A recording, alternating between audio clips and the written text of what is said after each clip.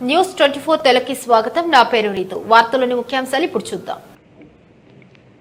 Shamshabad municipality పరిధిలో ఫుట్పాత్లు, రహదారులు మరియు ప్రజా స్థలాలపై జరిగిన అక్రమ నిర్మాణాలపై అధికారులు ఉక్కుపాదం మోపారు.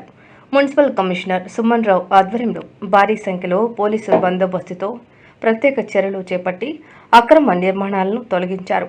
మధురనగర్, రాళ్లగూడ రోడ్, శంషాబాద్ ప్రధాన రహదారులతో పాటు ప్రజల రాకపోకలకు అంతరాయం కలిగిస్తున్న అన్ని ప్రాంతాల్లో గుర్తించిన అక్రమ నిర్మాణాలను తొలగిస్తున్నట్లు అధికారులు తెలియజేశారు.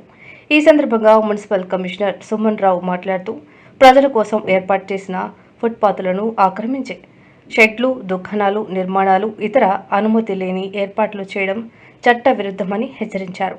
ఇకపై ఎవరైనా ఫుట్పాత్లను ఆక్రమిస్తే ఎలాంటి ముందస్తు హెచ్చరికలు లేకుండా కూల్చివేత చర్యలు చేపడతామని స్పష్టం చేశారు.